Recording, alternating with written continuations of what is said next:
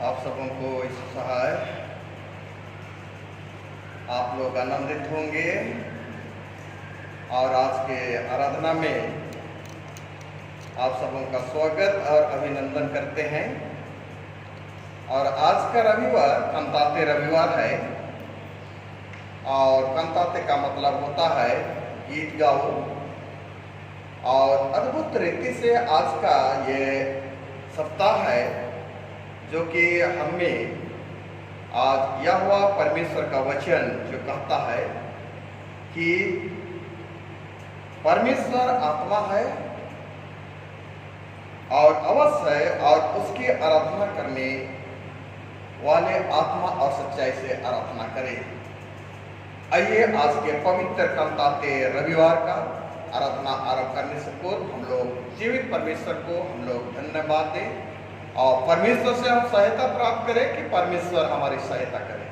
प्रार्थना करें। सर्वशक्तिमान जीवित अनुग्रहकारी दयालु सामर्थ्य प्रेमी पिता परमेश्वर, सारे मन से प्रभु हम आपको धन्यवाद देते हैं। और पिता परमेश्वर यह समय हम कंताते रविवार का पवित्र आराधना आरंभ करना चाहते हैं। प्यारे पिता परमेश्वर, तो आपने उपस्थिति को प्रदान कर और हर एक की आत्मा को तो आपने केंद्रित किया ताकि आज की आराधना आत्मा और सच्चाई के साथ हम तेरी आराधना कर सकें, तेरे भजन कर सकें। उद्धारकर्ता मसीह यीशु के नाम से मांगते सुन, अनुग्रह स्वराज में ग्रहण कर, आमीन। हम लोग आराधना आरंभ करते हुए हम लोग साक्षी वाणी 324 से गाएंगे। साक्षी वाणी 324। प्रभु महान विचारों का तेरे कितने अद्भुत जो तूने बनाए, देखो तारे सुनो गर्जन भयंकर, सामा तेरे सारे भूमंडल पर। प्रशंसा हुए प्रभु यीशु की कितना महान कितना महान, प्रशंसा हुए प्रभु यीशु की कितना महान कितना महान। साक्षी वाणी 324। प्रभु महान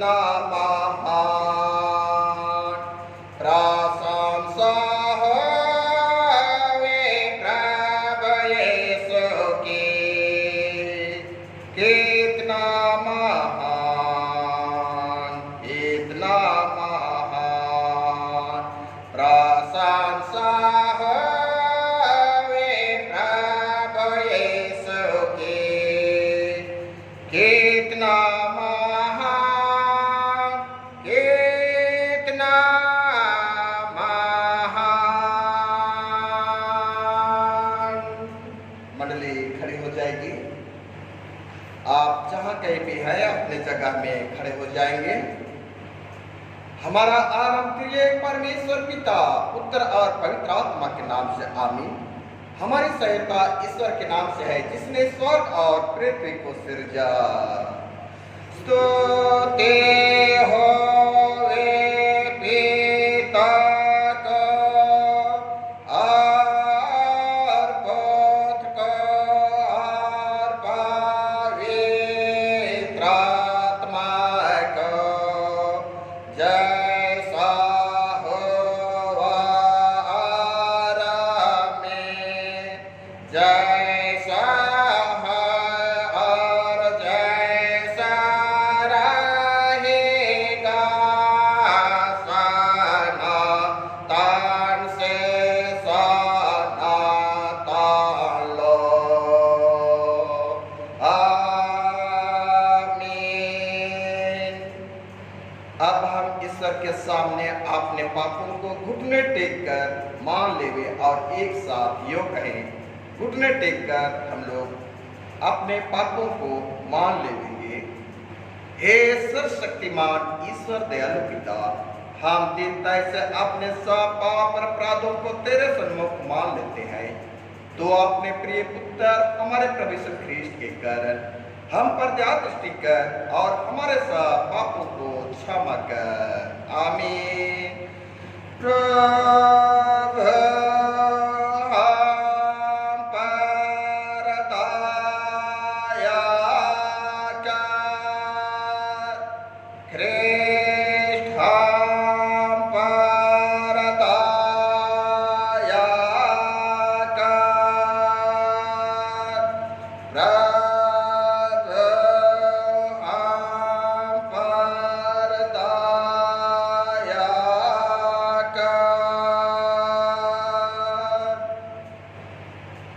वह हमारे अपराधों के लिए पकड़वाया गया और हमारे घर में ठहराने के लिए जिलाया भी गया।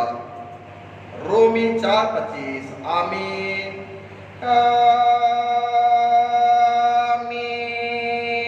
आमीन। मंडली खड़ी हो जाएगी। सबसे ऊंचे स्थान में ईश्वर का गुणानुपात होवे और पृथ्वी पर कौशल और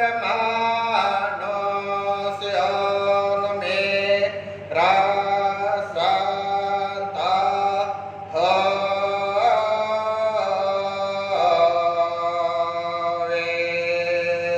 प्रभु मंडली के संग होवे और तेरे आत्मा के संग।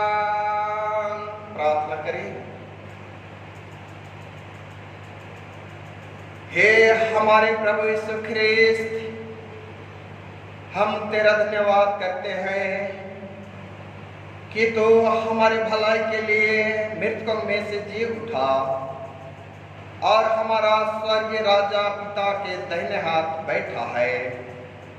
हम तेरी स्तुति करते हैं कि तू अनुग्रह करके अपने स्वर्गीय दानों से हम सबों को पालता और अपने आत्मा के द्वारा हमें अगुवाई करता है, जिससे शांति और कल्याण हमको मिले।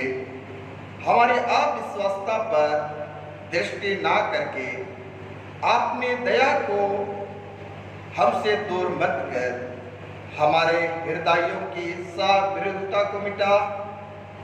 हम सबों को आपने अधीन कर कि हम पाप और संसार के व्यर्थ सेवा को छोड़कर तेरी ही इच्छा के अनुसार चले। हे प्रभु, तू ही हमारा राजा और हमारा चरवाहा है। तुझ पर हम भरोसा रखते हैं। तुझी को स्तुति और महिमा होवे अब से सदा लो। आमीन।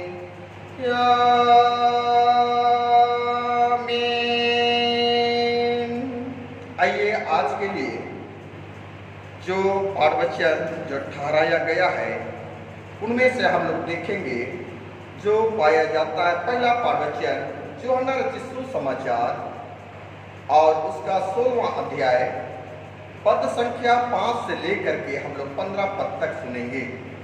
यूहन्ना रचित सुसमाचार और उसका 16वां अध्याय पद संख्या 5 से लेकर 15 पद तक, और उसमें इस प्रकार लिखा गया है।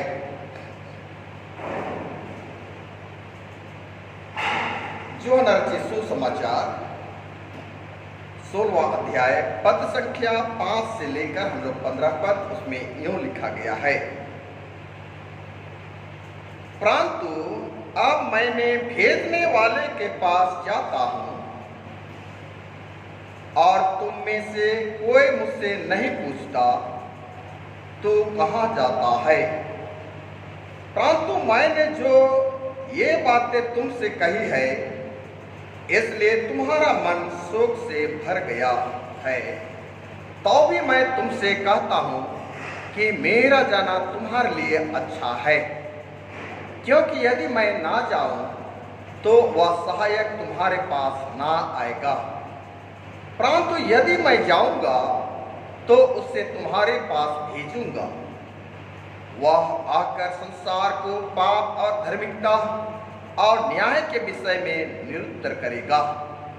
पाप के विषय में इसलिए कि वे मुझ पर विश्वास नहीं करते, और धार्मिकता के विषय में इसलिए कि मैं पिता के पास जाता हूं और तुम मुझे फिर ना देखोगे। न्याय के विषय में इसलिए कि संसार का सरदार दोषी ठहराया गया है। मुझे तुमसे और भी बहुत सी बातें कहनी है, परंतु अभी तुम उन्हें सह नहीं सकते। परंतु जब वह अर्थात सत्य का आत्मा आएगा तो तुम्हें सब सत्य का मार्ग बताएगा, क्योंकि वह अपनी ओर से नहीं ना कहेगा, परंतु जो कुछ सुनेगा वही कहेगा, और आने वाले बातें तुम्हें बताएगा। वह मेरी महिमा करेगा, क्योंकि वह मेरी बातों में से लेकर तुम्हें बताएगा।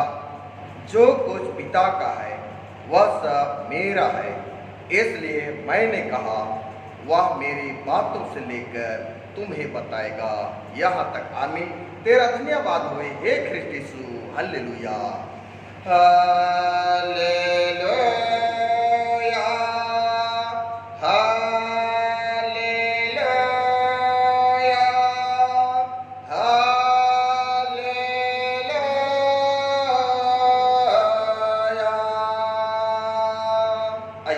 समस्त मंडली होकर महाविश्वास दर्पण को उच्चारण करते हुए एक साथ यूं कहेंगे। मैं विश्वास करता हूँ परमेश्वर पिता पर, जो स्वर्ग और पृथ्वी का सर्वशक्तिमान सृजनहार है, और उसके एकलौते पुत्र अपने प्रभु यीशु ख्रिस्ट पर, जो पवित्र आत्मा से गर्भ में आया, कुंवारी मरियम से उत्पन्न हुआ, पांच पिलातुस की आज्ञा से दुख उठाया, क्रूस पर चढ़ाया गया, मर गया, गाड़ा गया, पाताल में उतरा, तीसरे मृत्यु में से जी उठा, स्वर्ग पर चढ़ गया और परमेश्वर शक्तिमान पिता के दाहिने हाथ बैठा है, जहाँ से वह जीतों और मृतकों का विचार करने को फिर आवेगा। मैं विश्वास करता हूँ कि पवित्र आत्मा पर एक ही पवित्र खितानी कलीसिया और पवित्रों की संगत पर पापों की क्षमा, देह के जी उठने और अनंत जीवन पर। आमीन, आमीन,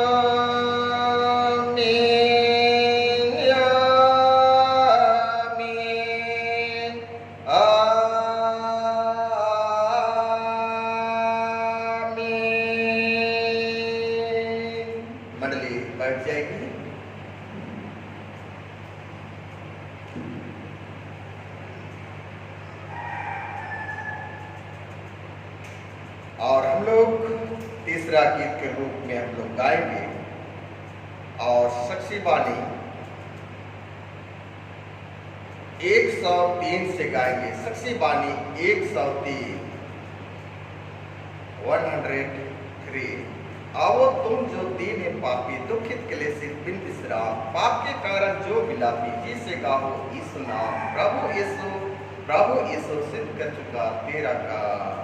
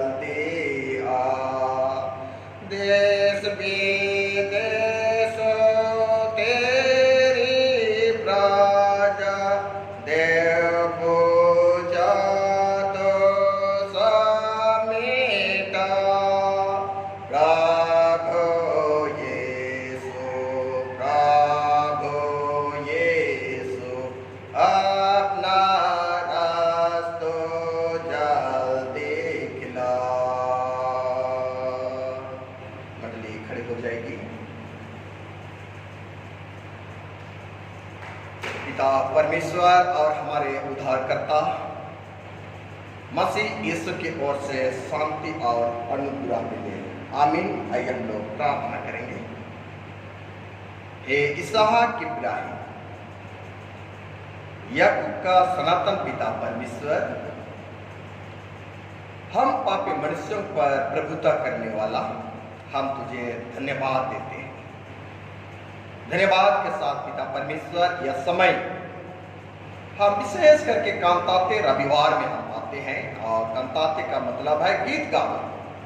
हे प्रभु, हम यह समय निश्चय करके तेरे महिमा के गीतों को गाते हैं और तेरे जीते उत्तम वचन को हम यह समय जानना और समझना चाहते हैं। इसलिए प्यारे पिता परमेश्वर, तेरे प्रजा के लोग जहां कहीं भी पाए जाते हैं प्रभु, उनके बीच में तो आप उपस्थिति प्रदान कर और यह समय में हर एक के मनों को तो आपने और केंद्रित कर, ताकि पिता परमेश्वर आज के लिए जो व्यवस्था की बातें जो ठहराया गया है एक उत्तम बीज के रूप में हम हर एक जन प्यारे पिता परमेश्वर हम उस कठोरपन हृदय नहीं, लेकिन पिता परमेश्वर हम एक उत्तम भूमि के नाई, उत्तम हृदय के नाई अपने हृदय को हम बनाने पाए।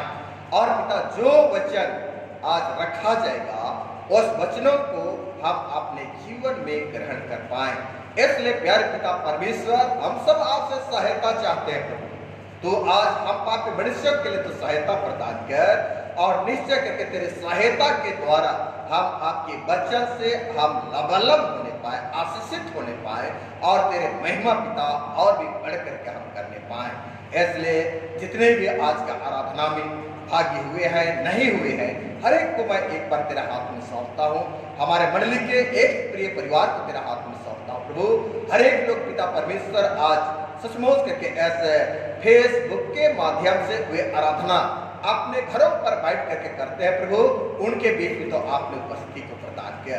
हे सनातन पिता परमेश्वर, आप प्रभु आज के वचन से हम सबों को आशीष कर, ताकि पिता हम उस वचन के अनुयायी होकर वचन के अनुसार हम चलने वाले बन सके, और उनके अनुसार हम पिता परमेश्वर अपने इच्छा को तेरे निकट हम पेश कर पाए।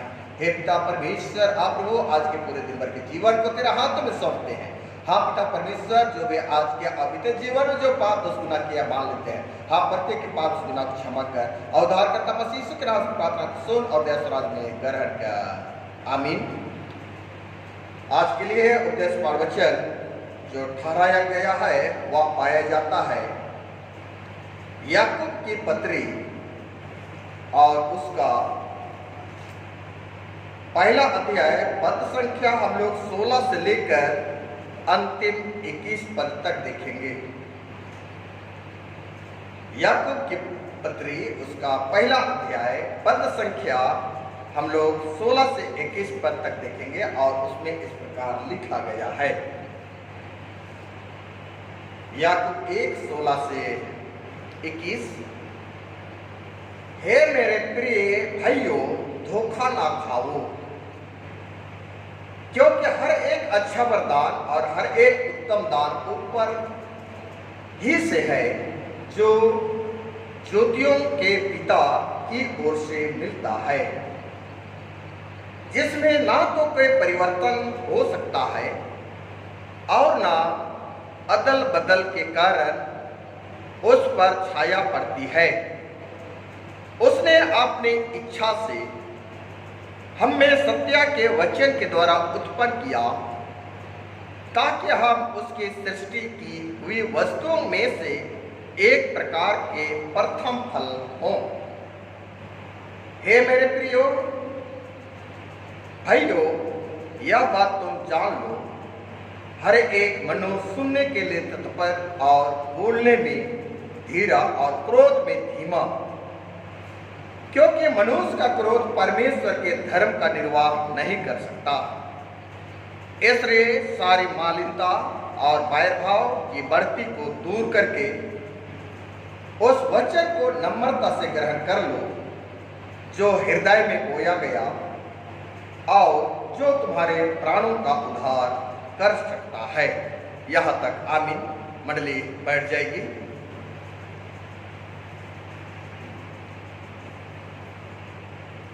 मसीह में प्यारे माता पिता, भाइयों और बहनों,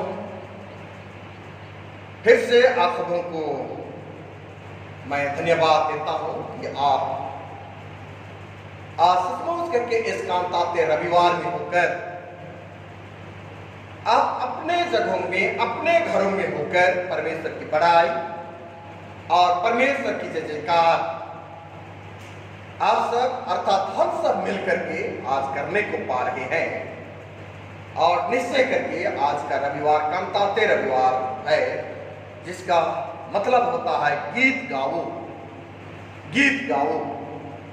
हम भले ही यह समय में हर एक लोग भयभीत है, लेकिन भी आज इस भय के बावजूद भी परमेश्वर अपने लोगों को वह प्रोत्साहन करता है और कहता है कि मेरे लिए तुम गीत गाओ, मेरी महिमा करो। और जो कि इस कठिन समय में जब आप पाए जाते हैं, तो इस कठिन समय में भी वह जीवित परमेश्वर जो है वह हम प्रत्येक की वह सहायता करेगा, प्रत्येक की वह सहायता करेगा। बशर्ते मेरे प्रियो, हम आज के वचन पर जब हम आते हैं और आज के वचन में हम कुछ शब्दों को देखते हैं और वह शब्द जो है हम विश्वासियों के लिए एक गंभीर विषय के रूप में याकूब ने उनको प्रस्तुत किया है, गंभीर विषय के रूप में वह प्रस्तुत किया है। और हम आज के वचन में हम देखते हैं, तब हम उन बातों को देखते हैं, धोखा ना खाओ, धोखा ना खाओ और किसी को धोखा ना दो, ये गंभीर विषय है। धोखा ना खाओ और किसी को धोखा ना दो। हम वर्तमान समय में जब आते हैं, हम अनेकों रूप से अपने आप को हम बनाए रखने से हम विवश हो जाते हैं और कई बार ऐसे ही हम एक दूसरे को, अपने घर परिवार को और अपने भाई बहनों को, अपने माता पिताओं को हम धोखा दे देते हैं। लेकिन आज यहाँ याकूब कहता है कि विश्वासी प्रजा के लोगों के लिए यह गंभीर विषय है और जो कि आज वह गंभीर विषय के तहत अपने आप को खुद धोखे में डाल देते हैं, खुद धोखे में डाल देते हैं। जब हम पुराने नियम की ओर जब हम ध्यान करते हैं, तब पुराने नियम में उत्पत्ति की पुस्तक और 4 अध्याय 4-5 पद पे हम देखेंगे तो वहां पर विशेष करके उन व्यक्तियों को हम देखते हैं जो कि कायन और हाबिल को, कायन और हाबिल को हम देखते हैं। और यह कायन और हाबिल को जब देखते हैं, तब यह कायन का जो कर्ज था वह विशेष कर्ज वह था कि वह कृषि का काम, जो कि हम जानते हैं किसान था, जो कि खेती बाड़ी का काम करता था। और हाबिल को हम देखते हैं, तब हाबिल वह भेड़ बकरियों का एक चरवाहा था, भेड़ बकरियों का एक चरवाहा था। और कुछ दिनों के पश्चात में इन दोनों को देखा जाता है कि अपने अपने स्तर से, जो कि कायन जो था कि वह अपनी भूमि की उपज में से वह परमेश्वर को प्रतिष्ठा देने के लिए अर्थात भेंट चढ़ाने के लिए अपनी उपज को लेकर के वह जाता है, अपनी उपज को लेकर के जाता है।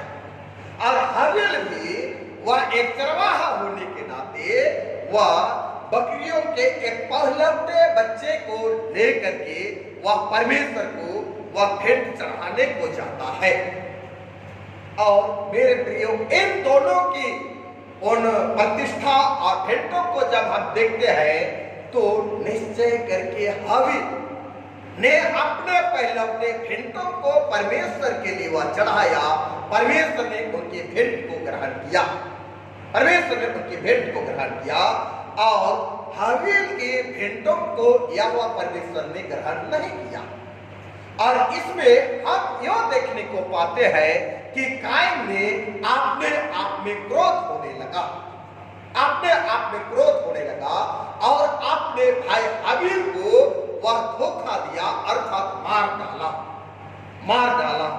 और वैसे ही हम फिर से उत्पत्ति की पुस्तक उसका 27-19 पद में हम देखेंगे तो वहां भी हम याकूब ने अपने पिता इसहाक को कहा, मैं तेरा जेठा पुत्र एसाव हूं, मैं तेरा जेठा पुत्र एसाव हूं, मैंने तेरी आज्ञा के अनुसार किया, इसलिए उठ और बैठकर मेरी अहेर का मांस में से खा कि तू जी से मुझे आशीर्वाद दे, जी से मुझे आशीर्वाद दे। लेकिन जब इसहाक ने, जब वह वृद्धा हो गया, वृद्ध हो गया और उस समय एसाव को कहा कि हे मेरे पुत्र, मैं ऐसे अवस्था में मैं पाया जाता हूं कि जा करके तो शिकार करके मेरे लिए एक स्वादिष्ट भोजन तैयार कर और मैं उससे खाऊं और मैं तुझे आशीर्वाद दूं। लेकिन यहाँ इन दोनों भाइयों को भी हम देखते हैं, याकूब और एसाव को, कि याकूब ने एसाव को धोखा दिया और वह एसाव के आशीर्वाद को वह अपने पिता इसहाक से वह छीन करके वह ले जाता है। और इस तरह से हम देखते हैं प्यारो, बाइबल में अनेकों ऐसा उदाहरण की बातें पाई जाती है, अनेकों उदाहरण की बातें पाई जाती है। हम देखते हैं याकूब के पुत्र ने अपने पिता यूसुफ को धोखा दिया और वह कहा और यो कहा कि वह मर गया। यह एक धोखा देने वाली बातें है, धोखा देने वाली बातें है।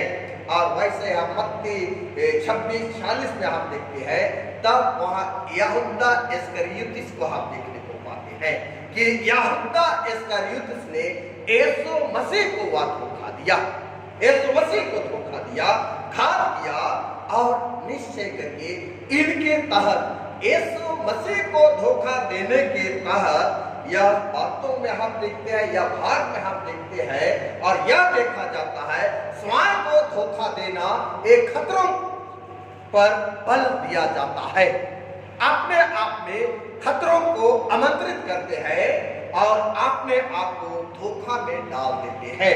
परंतु आज हमारे लिए विश्वासीय प्रजा के लोगों के लिए व्यवस्था की बातें दी गई है, व्यवस्था की बातें दी गई है और व्यवस्था आज हमारे लिए एक नियम और निश्चय करके याकूब 1:22 में जब हम गौर करते हैं तो वहां पर कहता है कि परंतु वचन पर चलने वाले बनो, केवल सुनने वाले ही नहीं, वचन पर सुनने वाले बनो, केवल सुनने वाले ही नहीं, जो अपने आप को धोखा देते हैं, जो अपने आप को धोखा देते हैं। कहने का मतलब यह है कि अपने आप को या तो अपने हृदय को धोखा देते हैं, अपने आप को और अपने हृदय को धोखा देते हैं। इसलिए मेरे प्रियो 26 पद में भी हम देखेंगे तो भी वहां पर वचन कहता है, यदि कोई अपने आप भक्त समझे और अपने जीव पर लगम ना लगाए, पर अपने हृदय को वह धोखा देते हैं और उसकी भक्ति व्यर्थ होती है, उसकी भक्ति व्यर्थ होती है।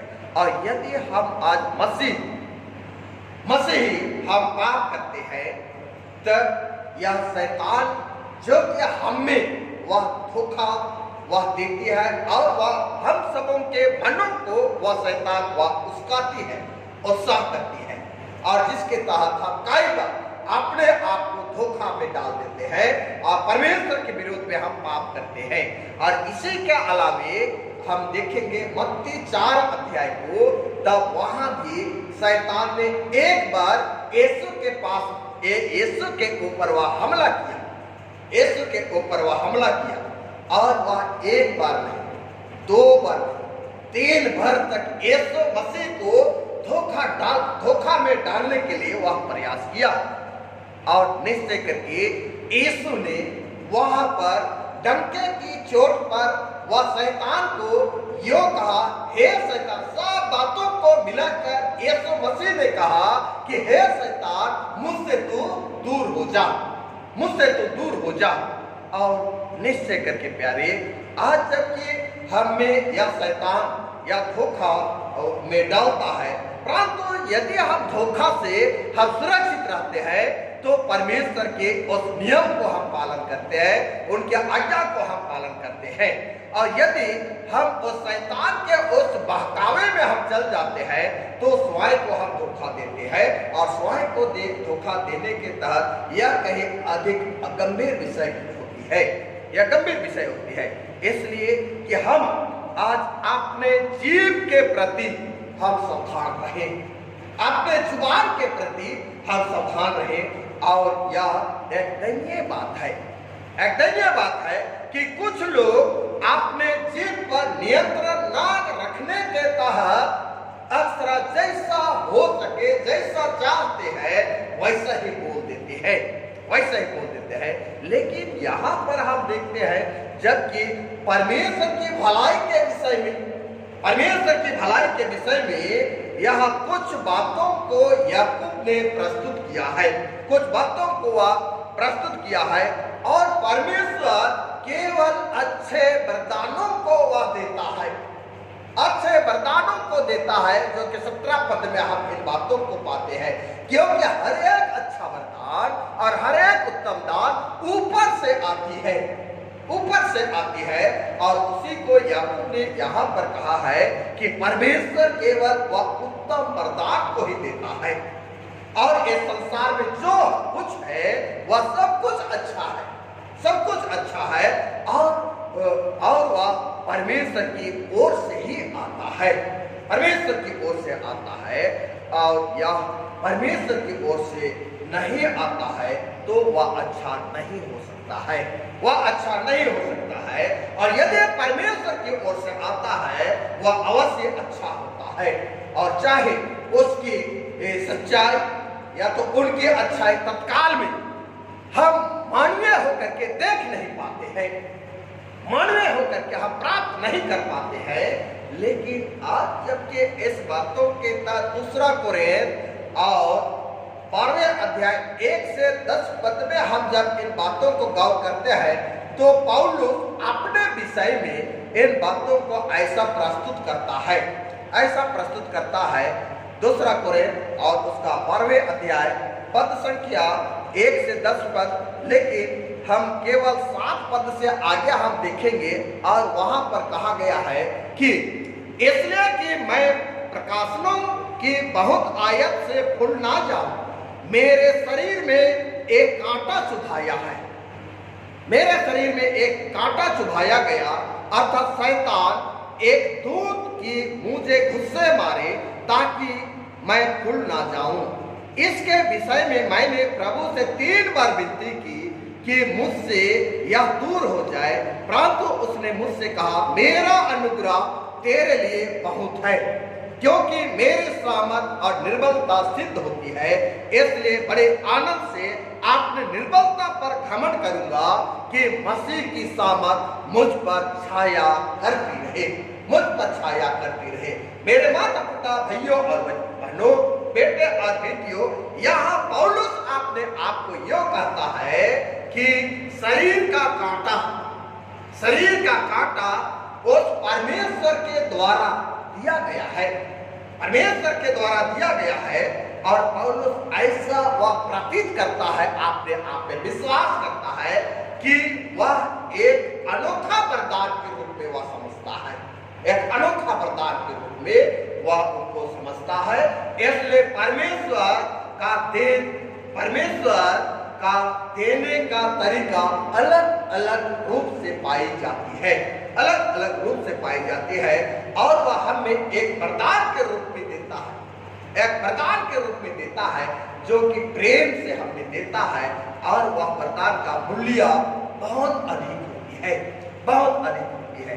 इसलिए माता पिता, भाइयों और बहनों, बेटे और बेटियों, परमेश्वर का देने का तरीका अलग अलग है, और वह प्रेम पूर्वक अनुग्रहकारी रीति से वह देता है, और वह हमें निरंतर वह देते रहता है। और वह आसमान से वह देता है, आसमान से नीचे उतरती है, और उस पर हम विश्वास करते हैं, अर्थात हम उस वचन पर हम विश्वास करते हैं, उस वचन पर हम विश्वास करते हैं। इसलिए पहली बातों पर हम देखेंगे, परमेश्वर बदलता नहीं, परमेश्वर बदलता नहीं, जो कि हम पद 17 में हम देखते हैं। तब यह वचन हमें इस प्रकार से कहती है, वचन 17 पद में, कि क्योंकि हर एक अच्छा वरदान, हर एक उत्तम दान ऊपर ही से है, जो ज्योतियों का पिता की ओर से मिलता है, जिनमें ना तो कोई परिवर्तन हो सकता है, कोई परिवर्तन नहीं। इसलिए परमेश्वर बदलता नहीं, और परमेश्वर कभी नहीं बदलता। वह ज्योतियों का पिता के साथ कोई परछाई नहीं होती है, कोई परछाई नहीं होती है, और परमेश्वर के लिए बदलना असंभव है, परमेश्वर के लिए बदलना असंभव है। और वह बुराई के लिए वह बदल नहीं सकता, बुराई के लिए वह बदल नहीं सकता, क्योंकि पहले से ही वह परमेश्वर सिद्ध है, परमेश्वर वह पहले से ही सिद्ध है, जिसके लिए हम देखते हैं, अनुभव करते हैं। सूरज की ज्योति वह बदलती है, सूरज की ज्योति या तो सूरज की प्रकाश वह बदल जाती है। जब भोर को वह सूरज चढ़ती है और सांझ तक वह क्या होती है, वह डूब जाती है, तो निश्चय करके उसकी प्रकाश जो है वह बदल जाती है, प्रकाश बदल जाती है। जैसे पृथ्वी जबकि वह चक्कर लगाती है, घूमती है, वैसा ही यह पृथ्वी भी बदलती है, परंतु वह स्वयं सूरज जो है वह चमकते रहता है, चमकते रहता है। और यदि हमारे और पिता के बीच में यह परछाई आती तो उसका कारण पिता नहीं हो सकता, पिता नहीं हो सकता। वह न बदलने वाला परमेश्वर है और उसका अर्थ है कि हम कभी भी उसका प्रेम पर हम प्रश्न चिन्ह हम नहीं लगा सकते हैं, प्रश्न चिन्ह हम नहीं लगा सकते हैं। इसलिए दूसरे बिंदु में कि परमेश्वर वह अनुग्रहकारी है, परमेश्वर वह अनुग्रहकारी है और यह अनुग्रहकारी है कि हमने इससे ना अर्जित किया है, इससे ना ही हम अर्जित किए हैं और ना ही उसके योग है, उसके योग है। परमेश्वर ने हमें उसके स्वयं के अनुग्रह और इच्छा के कारण आत्मिक जन्म दिया है, आत्मिक जन्म दिया है। वह ना तो लोहू से और ना शरीर से कि शरीर की इच्छा से, ना ही मनुष्य की इच्छा से, परंतु परमेश्वर से उत्पन्न है, परमेश्वर से उत्पन्न है। सो माता पिता, भाइयों और बहनों, बेटे और बेटियों, यहाँ 18 पद में हम इन बातों को देखते हैं। अपनी इच्छा से हमें सत्य के वचन के द्वारा उत्पन्न किया है ताकि हम उसके सृष्टि की नई वस्तु में से एक प्रकार का प्रथम फल है, एक प्रकार का प्रथम फल है। और वह परमेश्वर अनुग्रहकारी है जिसके लिए हम यूहन्ना रचित सुसमाचार 1:13 में इन बातों को हम देखते हैं कि वे ना तो लोहू से ना ही शरीर की इच्छा से, परंतु वह परमेश्वर से उत्पन्न हुए हैं, अर्थात परमेश्वर का वचन के द्वारा है। जिस प्रकार एक मानवीय जन्म के लिए उन दो माता पिताओं की आवश्यकता होती है, मानवीय जन्म के लिए वह माता पिता की आवश्यकता होती है, परंतु यह आवश्यकता होती है, परंतु उसी प्रकार ईश्वरीय जन्म के माता पिता और वह परमेश्वर के वचन और परमेश्वर का आत्मा और परमेश्वर के जीते सदा ठहरने वाले वचन के द्वारा नया जन्म पाते हैं, नया जन्म पाते हैं। हम इन बातों को बड़ी सहज से हम समझते हैं कि मानवीय जन्म के लिए माता पिता की आवश्यकता होती है, लेकिन आज ईश्वरीय जन्म के लिए माता पिता व परमेश्वर का वचन और परमेश्वर का आत्मा और परमेश्वर का या तो परमेश्वर के जीते आत्मा, जीते और सदा ठहरने वाले वचन के द्वारा जन्म पाते हैं। क्योंकि हम यह देखते हैं क्योंकि परमेश्वर का वचन जीवित और सामर्थी है, जो कि इब्रानियों की पुस्तक और उसका 4 अध्याय 12 पद में हम इस बातों को हम पाते हैं। इब्रानियों की पुस्तक और उसका 4 अध्याय 12वें पद में हम पाते हैं और वहां पर वचन कहा है कि क्योंकि परमेश्वर का वचन जीवित और प्रबल और हर एक दोधारी तलवार से भी बहुत चोखा है, जिसको यहाँ पर परमेश्वर की वचन जीवित और सामर्थी के रूप में दर्शाया गया है। और वह सामर्थ्य के रूप में वह दर्शाया गया है, तब वह वचन आज प्राण और आत्मा और गांठ गांठ और गूदे गूदे को अलग करके आठ पार छेदता है और मन के भावनाओं और विचारों को वह अंदर से वह जांच लेता है, जांच लेता है और उसी पापी के हृदय में एक जीवन उत्पन्न करता है। और पापी के हृदय में वह एक जीवन को उत्पन्न करता है जो यीशु मसीह पर विश्वास और भरोसा करते हैं।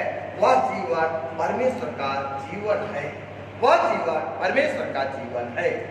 यह सर्वश्रेष्ठ और उत्तम जन्म माना जाता है, सर्वश्रेष्ठ और उत्तम जन्म माना जाता है। मनुष्य एक प्रकार की उसकी अर्थात परमेश्वर की सृष्टि है, जो कि यहाँ आज के उपदेश पाठवचन में हम प्रथम फल हम देख रहे हैं, प्रथम फल हम देख रहे हैं।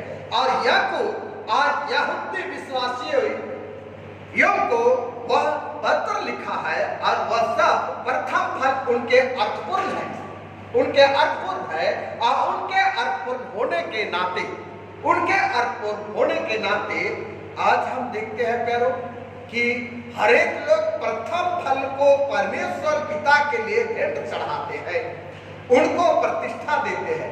हम लोग आरंभ में हम लोग कायन और हबील को देखे। कायन और हबील ने अपने प्रथम फलों को वह परमेश्वर के पास में लाए और उनके प्रतिष्ठा किए। और जब हम आज के ये सुलेमान की नीति शास्त्र में नीति वचन उसका 3:9 में हम देखते हैं, तब वहां पर वचन हमने इस प्रकार से कहा है कि प्रथम फल अपनी संपत्ति के द्वारा और अपनी भूमि की पहली उपज दे देकर यहोवा की प्रतिष्ठा करना, यहोवा की प्रतिष्ठा करना। और आगे वह वचन कहता है कि इस प्रकार तेरे खत्ते भरे पूरे रहेंगे और तेरे रस कुंड नया दाखमधु उमड़ता रहेगा, नया दाखमधु उमड़ता रहेगा।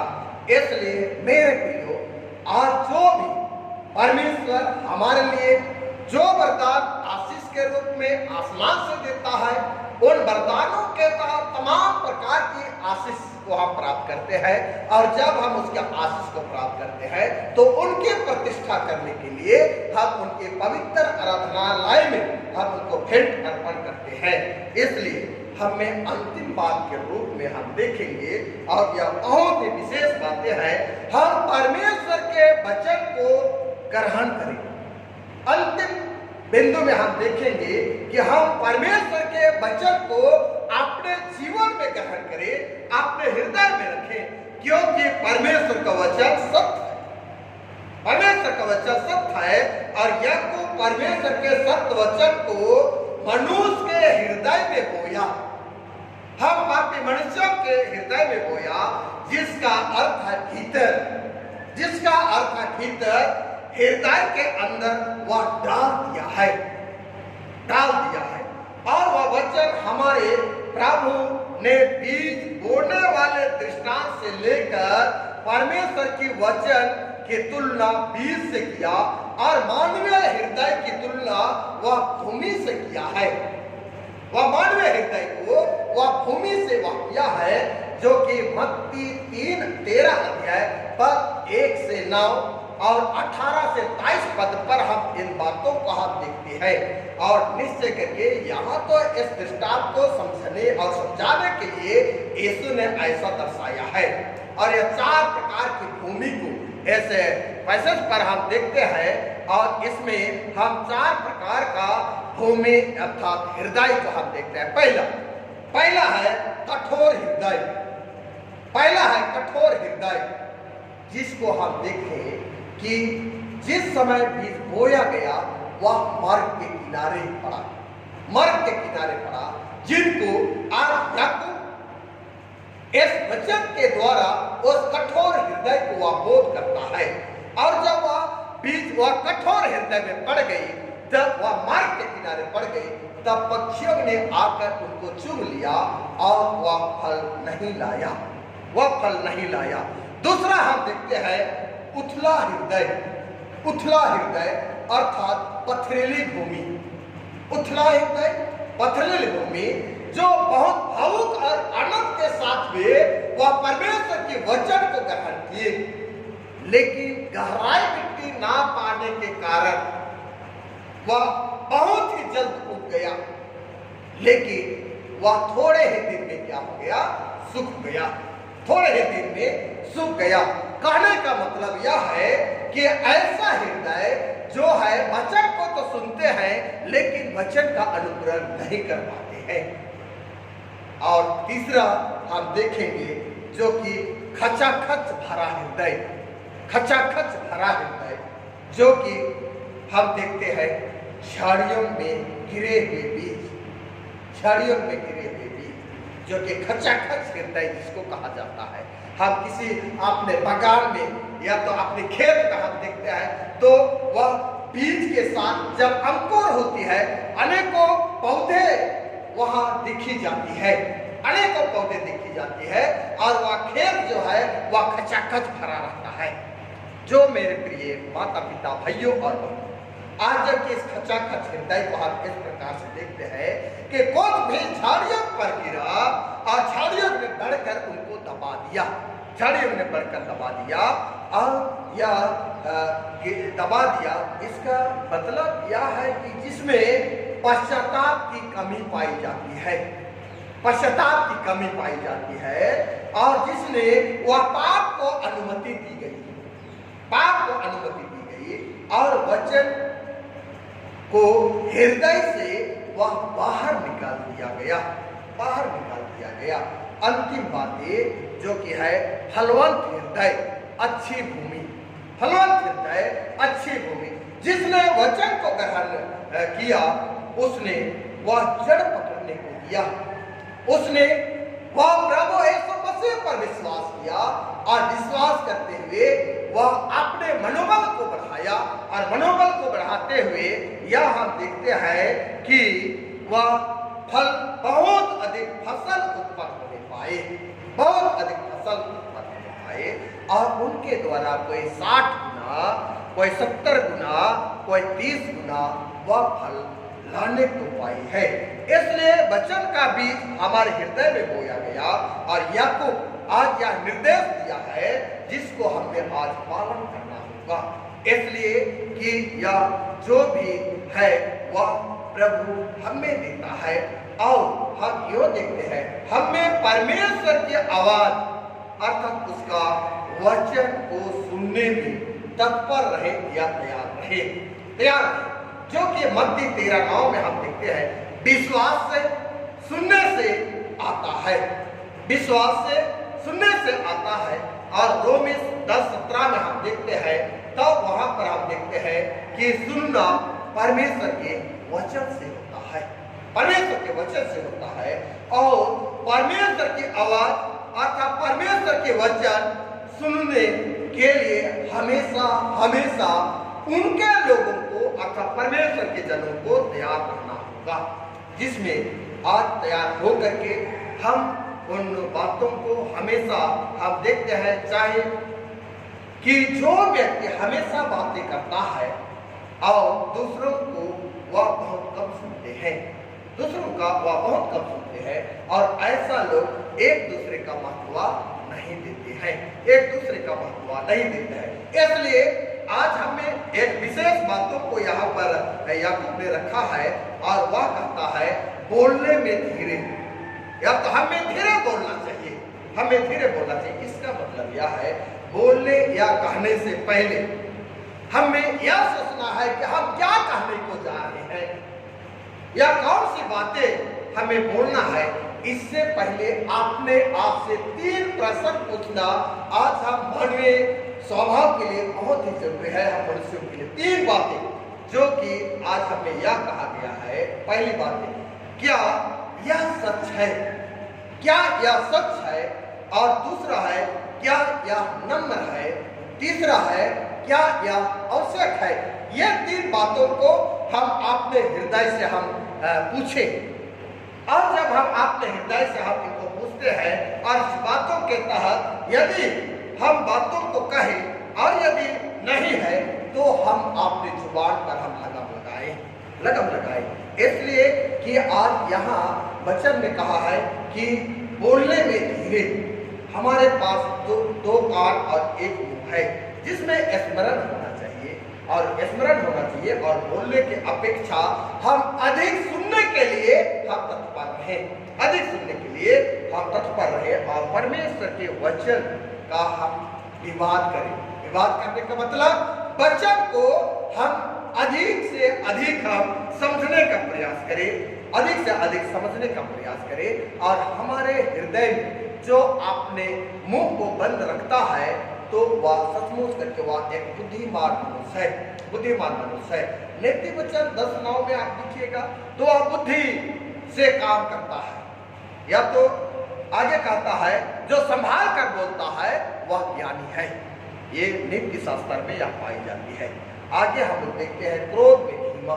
क्रोध करना पाप नहीं, क्रोध करना पाप नहीं, लेकिन यहाँ एफेसी पत्री में पौलुस कहता है 4:26 में, क्रोध तो करो पर पाप मत करो, क्रोध तो करो पर पाप मत करो, सूरज अस्त होने तक तुम्हारा क्रोध ना रहे, तुम्हारा क्रोध ना रहे।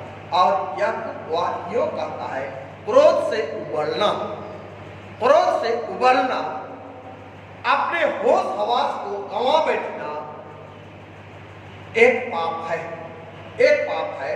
और इसलिए हम अपने क्रोध को, मेरे प्रियो, भड़कने ना दे, उबलने ना दे, और अपने आप को क्रोध से हम और आप अपने को नियंत्रण करें।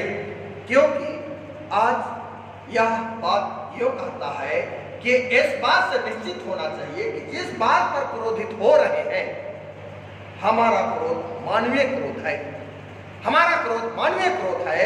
और मानवीय क्रोध होने के नाते आज यह क्रोध कभी व्यक्तिगत नहीं होना चाहिए, व्यक्तिगत नहीं होना चाहिए, परंतु क्रोधित नहीं होना चाहिए। हमें पापी से नहीं वरन पाप से क्रोध होना चाहिए, पापी से नहीं वरन पाप से क्रोध होना चाहिए। आज हम अंतिम में हम इस वचन को देखते हैं कि आज हम किस प्रकार अपने हृदय की भूमि को परमेश्वर के वचन के लिए हम तैयार कर रहे हैं। हम कैसे अपने हृदय को परमेश्वर के लिए हम तैयार कर रहे हैं, अर्थात हम अपने जीवन को कैसे हम परमेश्वर के समर्पण सन्मुख हम पेश कर रहे हैं। अगर हम आज परमेश्वर के जन हैं, परमेश्वर के लोग हैं, तो परमेश्वर के वचन को सुने और अपने पापों को हम अंगीकार करें, अपने पापों को अंगीकार करें और पापों को क्षमा करने के लिए हम परमेश्वर से हम निवेदन करें, परमेश्वर से निवेदन करें। और हमारे हृदय में जो भी कठोरतापन है, जो भी कठोरतापन है, उसको हम आज निकाल दें। जो कठोरतापन है उनको हम अपने हृदय से निकाल दें। और यदि हम बोए गए वचन को ग्रहण नहीं करते, तब हम अपने आप को धोखा दे रहे हैं, अपने आप को धोखा दे रहे हैं। और केवल स्वयं को धोखा दे रहे हैं, सो बात नहीं, अपने घराने के लोगों को, अपने समाज के लोगों को, अपने परिवार के लोगों को हम धोखा दे रहे हैं। इसलिए परमेश्वर का वचन हमारे भीतर बोया गया है, हमारे हृदय में डाला गया है। इसलिए हम उसमें विश्वास करें, हम उसमें विश्वास करें। और यदि परमेश्वर का वचन हमारे भीतर विकसित हो तो हम वह परमेश्वर हमें बचाएगा। अगर हमारे हृदय में के अंदर में वह बोया गया वचन जो विकसित होगा, उन्नति करेगा, तो निश्चय ही हम सुरक्षित बचाए जाएंगे। पर परमेश्वर के वचन को आपके हृदय में मरने की अनुमति ना दे, मरने की अनुमति ना दे, तो हम स्वयं को ना ही बचा पाएंगे और ना ही परमेश्वर हमें बचाएगा। इसलिए कि हमारा परमेश्वर कभी नहीं बदलता, हमारा परमेश्वर कभी नहीं बदलता और परमेश्वर अनुग्रहकारी है। इसलिए परमेश्वर के वचन को ग्रहण करें और ध्यान से सुने और अपने हृदय को उन्नति करने के लिए एक अवसर प्रदान करें। मेरे माता पिता, भाइयों और बहनों, बेटे और बेटियों, आज के वचन से परमेश्वर पिता ने आप सबों के लिए बहुत बहुत आयत की आस प्रदान करे और वचन को हम आज अपने जीवन में रखने का प्रयास करें। पिता परमेश्वर आज के वचन से आशीष देंगे, अब से सदा काल तक आमीन प्रार्थना करें। हे महान जीवित अनुग्रहकारी दयालु सामर्थ पिता परमेश्वर, हम सारे मन से प्रभु हम आपको धन्यवाद देते हैं, धन्यवाद देते हैं पिता परमेश्वर, तेरे आशीष, दया और प्रेम हम पापी मनुष्यों के साथ होने को पाई।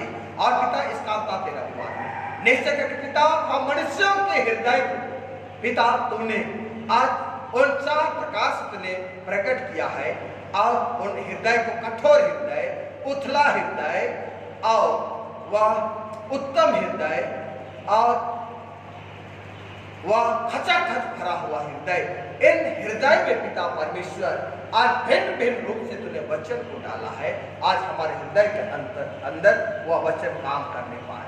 हे पिता परमेश्वर, आप प्रभु हमारे जीवन में उस वचन को अधिक से उन्नति करने के लिए तो अगुवाई कर, हम तुझसे सहायता चाहते हैं। प्रेमी पिता परमेश्वर, आप प्रभु आज के वचन से हमें आशीष दी है, आपका हम धन्यवाद देते हैं। प्रेमी पिता परमेश्वर, हम क्या मांगे प्रभु, हमारे मांग सभ्यता चाहते हैं, दीन तक प्रार्थना इस के नाम में सुन और स्वराज में ग्रहण कर।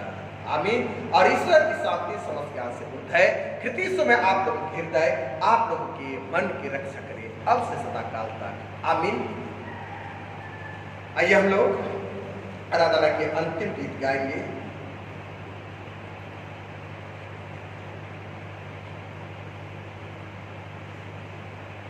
और हम लोग शक्तिवाणी 264 से 264 से हम लोग गाएंगे। हम लोग कुछ ही पदों को गाएंगे और जहाँ कहीं भी आप है आप गिरजादान आप उठा लेंगे। छोड़ना मुझे प्रिय यीशु, मुझे ग्रहण कर, औरों पर तो दया करता, मुझ पर भी अब कर। यीशु यीशु मुझे ग्रहण कर और औरों पर तो दया करता, मुझ पर भी अब कर। छोड़ना मुझे प्रिय यीशु, मुझे ग्रहण कर, औरों पर तो दया करता, मुझ पर भी अब कर। यीशु यीशु मुझे ग्रहण कर, औरों पर तो दया करता, मुझ पर भी अब कर। मुझको दया से आवार दे, रखो तेरे हाथ, झुकता हूँ मैं तेरे सामने, दे मुझको विश्वास। यीशु यीशु मुझे ग्रहण कर, औरों पर तो दया करता, मुझ पर भी अब कर। अंतिम तीर पर अगवा जाता हूँ मैं तुझे, अपना मुख दिखला, चंगा कर इस घायल मान को, कृपा से बचा। यीशु यीशु मुझे ग्रहण कर, औरों पर तो दया करता, मुझ पर भी अब कर। मंडली खड़े हो जाएगी। आइए आज के आराधना के अंतिम प्रार्थना से हम लोग प्रार्थना करेंगे। हे प्रभु परमेश्वर स्वर्गवासी पिता, हम तेरे विनती करते हैं कि आपने क्रिस्टियानी कलीसिया उनके सारे सेवकों की अगुवाई कर कि वे तेरे वचन के निर्माण उपदेश में ठहरे, जिससे सच्चा विश्वास और प्रेम हमें बढ़े और बढ़ाया जावे। हे प्रभु भारत रिपब्लिक कि हमारे राष्ट्रपति, प्रधानमंत्री, प्रांत, राज्यपाल, मुख्यमंत्री, राष्ट्रीय और राज्य सभाओं और मंत्रिमंडलों, सब न्याय हाकिमों और सब राज्य कर्मचारियों को आशीष दे और उनके अगुवाई कर कि वे न्याय और धर्म से देश की सेवा करें और हम उस सच्चाई से सारे भक्ति और गंभीरता से काल बितावें। हमारे कलीसिया के बिशप, कलीसिया के पदाधिकारी तथा सभी कार्यकर्ताओं एवं कलीसिया सभाओं को आशीष दे कि इस मंडली को तेरे पवित्र इच्छा के अंदर चलावे। जगत के लुथेरान कलीसिया विदेश का हमारे मित्रों को आशीष दे कि हम ख्रिस्तीय प्रेम और सहयोग में आगे बढ़ें और जगत में तेरे साक्षी के लिए अधिक सामर्थ पावें। हमारे कलीसिया के साथ कामों पर आशीष दे, लड़के लड़कियों की शिक्षा पर आशीष दे कि वे तेरे डर और प्रेम में बढ़ते जावे। कलीसिया के विद्यालयों और अन्य संस्थाओं को संभाल और उनको बढ़ती दे और उनके द्वारा कलीसिया के लिए आत्मिक लौकिक आशीष दे। खेती बाजार का उद्यम, नौकरी, व्यवसाय और सर्व को सफल कर, जिससे हर कोई से विवेक से तेरे आगे चले और आपने जीविका पावे। आपने कृपा से उन सब पर दृष्टि का जो कंगाल पर रोग और नाना प्रकार के शक्ति दुख में आपको शांति दे।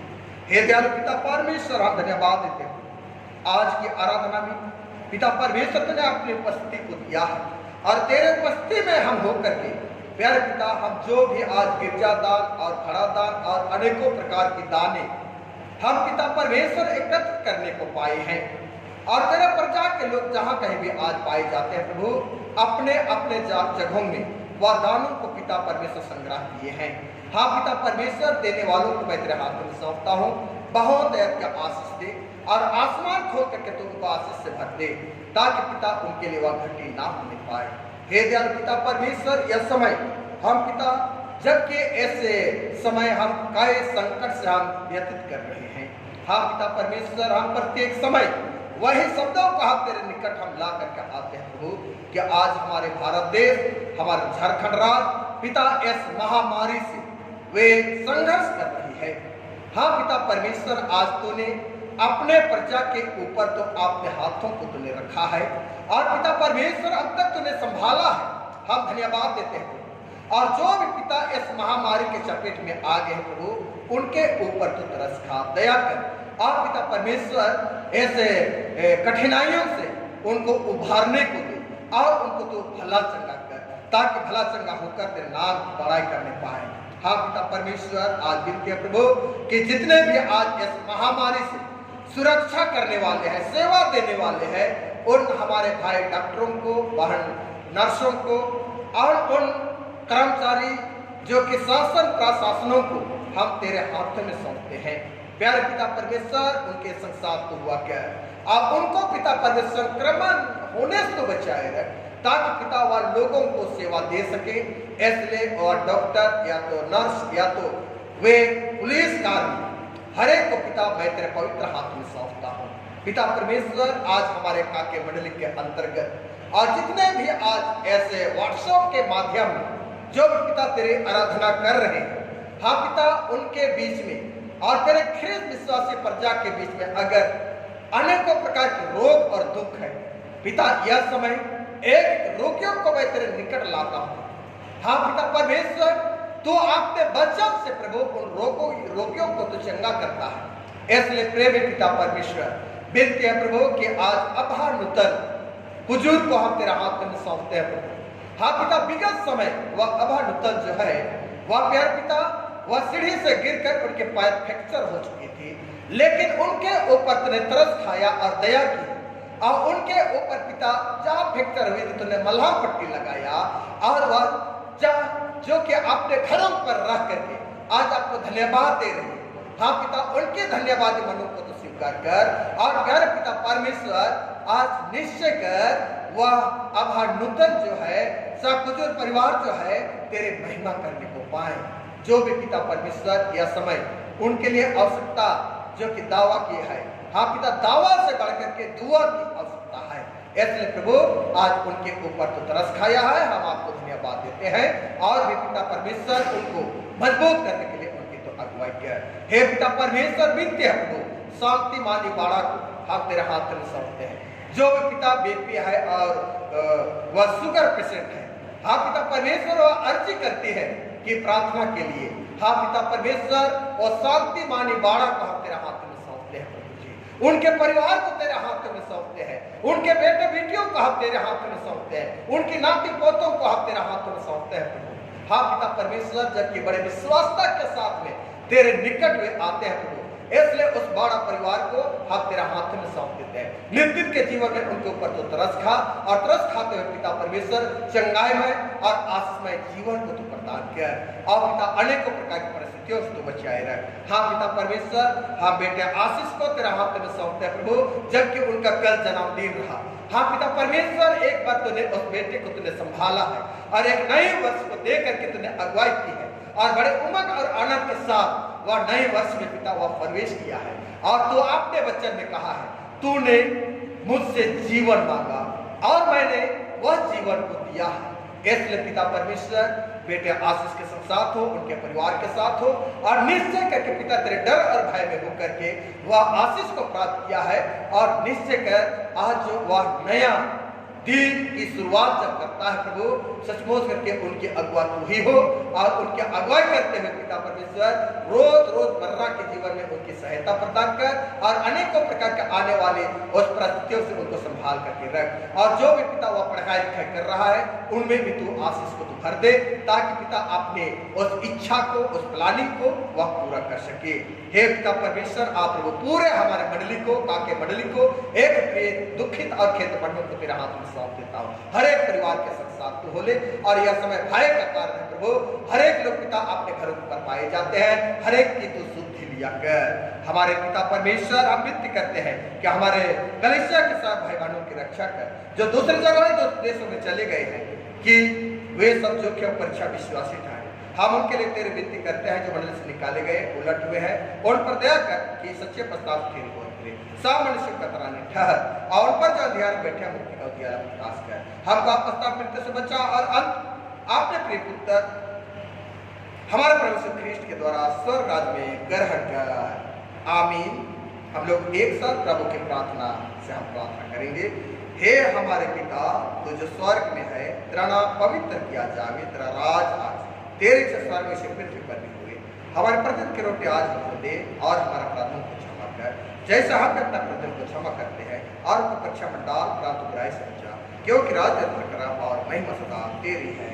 आमीन। आमीन, आमीन।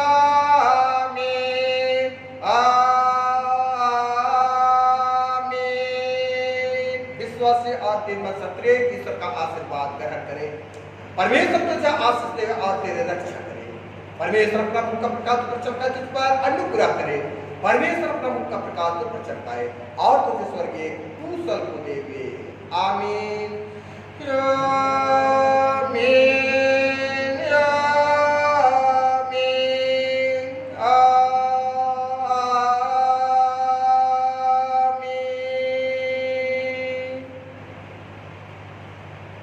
आप सबों को सुसहाय धन्यवाद।